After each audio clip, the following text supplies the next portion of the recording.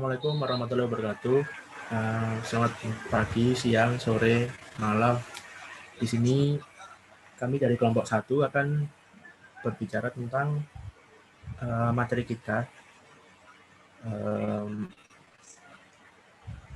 Pertama, sebelum dimulai,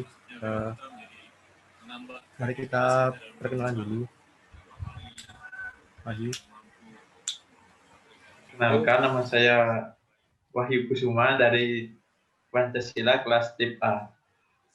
Perkenalkan, nama saya Ziyad dari Pancasila TIP A. Perkenalkan juga, nama saya Andi Naufal dari Pancasila TIP A juga.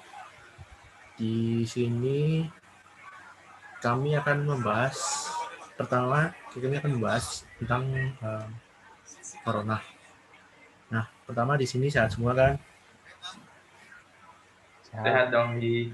Sehat dong. Ya, alhamdulillah. Kondisinya gimana di kota masing-masing? Kalau Wahyu gimana? Kalau Wahyu? Di Bali gimana yuk? Kalau di Bali aman-aman. Hanya di Jakarta nih yang parah. Sini sih merah sih, udah makin parah sih, nggak tahu gimana. Si lockdown ya. Lockdown. Andi gimana Andi? Batu. Di Batu cuma social distancing aja, nggak sampai lockdown. Sampai gitu. Ya, terus topik berikutnya. Menurut kalian, sebelum kita ke topik berikutnya, menurut kalian apa sisi negatif sama di sisi positifnya corona? Ada yang mau jawab? Saya mau ngasih tahu sisi positifnya aja sih. Menurut saya sisi positifnya ya lingkungan jadi lebih lebih asri gitu. Awal-awal kan jadi berkurang polusi. Bahkan dari rumah saya aja kelihatan gunung. Padahal yang biasanya nggak kelihatan ya? Biasanya nggak pernah kelihatan di depan polusi. Ya mungkin polusi berkurang dan orang lebih banyak bersosialisasi dengan tetangganya. Nah itu aja sih positifnya. Kalau negatifnya gimana? Wahyu gimana sih? Kalau negatifnya mungkin dari sisi mental. Mental sekarang kan di rumah aja. Iya. Jadi kayak kurang sosialisasi kan. Dulu biasanya mungkin yang SD, SMP, SMA, bahkan yang perguruan tinggi kan biasanya ngobrol sama teman, makan sama teman. Iya. Terus juga dari sisi kesehatan mata kan. Terus di laptop. Iya benar. Setuju. Tapi dari itu juga kita kan juga ada positifnya, kayak terpaksa belajar tentang komputer dan ya teknologi yang dipakai untuk seperti ini sekarang. Terus setelah itu kita akan membahas ini adanya corona. Pemerintah itu jadinya mengambil peluang ya. Gimana Mas Ziyad, lanjutkan? Ya kalau menurut saya tuh mereka melihat bahwa dengan adanya corona ini warga tidak bisa protes dan secara tidak langsung warga ini tidak berdaya. Ya. Selain itu pemerintah juga menurut saya tidak sigap dalam menangani keadaan sekarang. Respon yang diambil tidak sesuai jika dibandingkan dengan negara-negara lain. Bahkan mereka tidak malu dengan kemunduran dalam penanganan corona ini. Dengan penanganan yang buruk seperti ini, bahkan mereka masih bisa mengambil celah. Mereka mengesahkan undang-undang baru secara sepihak yang merugikan rakyat kecil dan menguntungkan investor besar. Dalam hal ini, mereka juga diuntungkan karena mereka memegang banyak perusahaan besar. Undang-undang itu adalah Omnibus Law. Sebelumnya, mari kita lihat ke masa lalu. Pancasila dirumuskan oleh para pendiri negara yang cerdas, kompeten, intelek, dan memiliki kesesuaian dalam melaksanakan tugasnya masing-masing. Dalam suatu ketika, saya pernah membaca sebuah cerita yang mengatakan bahwa Bung Hatta tidak dapat membeli sepatu merek Bali yang sangat dia inginkan karena dia tidak mau menggunakan uang negara untuk keperluan pribadinya. Mungkin itu sedikit melenceng dari topik awal yang akan kami bahas sekarang. Tapi inti dari cerita tadi adalah seberapa baiknya pemerintahan saat itu yang saya yakin sangat mendukung penyelenggaraan manajemen pembangunan yang solid dan bertanggung jawab yang sejalan dengan prinsip demokrasi dan pasar yang efisien. Penghindaran salah alokasi dana investasi dan pencegahan korupsi, baik secara politik maupun secara administratif. menjalankan disiplin anggaran, serta penciptaan legal dan politician framework bagi tumbuhnya aktivitas usaha dan kemajuan bangsa.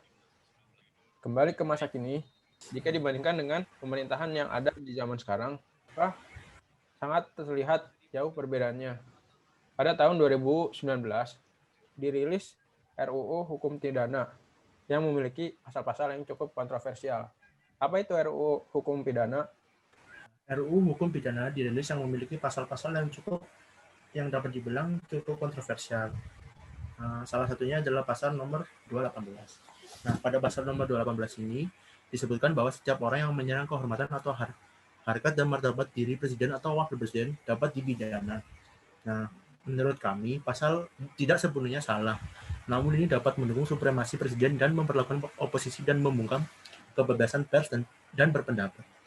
Bisa saja hal ini dapat menguatkan alibi dari suatu pidana yang dibuat-buat untuk melemahkan, bahkan menghukum ataupun memenjarakan seseorang yang mungkin hanya berpendapat atau mungkin memiliki masalah personal maupun politik dengan pemegang eksekutif, pemerintahan, dan partai pendukungnya. Menurut kami, ini tidak sesuai dengan sila keempat Pancasila, di mana sila tersebut memiliki salah satu makna, yaitu pemimpin bangsa Indonesia haruslah bijaksana.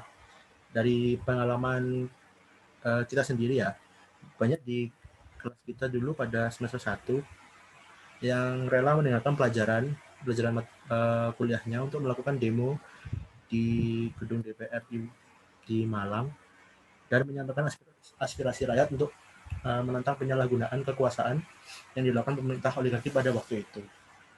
Mungkin Mas Wahyu bisa menjelaskan apa yang membuat mahasiswa itu berdemo-demo gitu. Kalau menurut saya sih, demo itu karena kebijakan-kebijakan yang dibuat oleh pemerintah dalam hal ini masih berupa rancangan, namun sudah memiliki isi yang bertentangan dengan norma dan merusak tatanan hidup masyarakat. Dan yang terbaru nih, ada nih yang namanya Omnibus Law. Mereka juga banyak yang demo, semenjak dari tahun lalu juga banyak yang udah demo. Apa sih Omnibus Law ini? Bisa dilanjutkan? Nah, yang lagi viral nih baru-baru ini yang bikin sosial media jadi ramai ini namanya Omnibus Law atau RUU Cipta Kerja. RUU ini berisi tentang ketentuan dan fasilitas perpajakan untuk penguatan perekonomian dan RUU tentang pengembangan dan penguatan sektor keuangan. Menurut kami, dengan disahkannya UU Cipta Kerja, pemerintah dan DPR menunjukkan bahwa mereka sejatinya memang bukan wakil rakyat. Mereka hanya menjadi wakil pengusaha dan dari pemodal. Pemerintah dan DPR sudah mengkhianati mandat reformasi untuk menegakkan demokrasi dan konstitusi. Praktik kejahatan terhadap demokrasi dan konstitusi yang berulang. Mereka tidak peka dan peduli pada kritik masyarakat yang menolak UU Cipta Kerja ini. Dan pengesahan UU Cipta Kerja ini bukan hanya bencana bagi demokrasi, tapi juga kemanusiaan dan kelestarian lingkungan hidup. Untuk kesekian kalinya, suara rakyat diabaikan. Tak diubahnya UU Cipta Kerja ini memicu emosi tidak percaya dan pada presiden dan DPR karena hukum hanya jadikan alat kekuasaan. Kalau menurut yang lain bagaimana dengan hukum ini? Ini yang baru viral sekarang. Ya, kalau menurut saya Omnibus Law ini menempatkan pengusaha pada hierarki proteksi tertinggi, sementara pekerja atau buruh pada lapisan terbawah. Omnibus Law ini hanya melahirkan ketidakadilan sosial berupa pengorbanan hak-hak pekerja demi akumulasi dan kepentingan kapitalis, menghapus hak-hak cuti pekerja dan hak-hak pekerja perempuan, mendukung politik upah murah, membuka ruang PHK massal, hingga penghapusan pidana perburuhan yang hanya menguntungkan para investor. Kalau menurut saya, hukum Omnibus Law ini secara tidak langsung mendukung para investor dan pemodal di negara ini dan justru merugikan rakyat kecil di negara ini.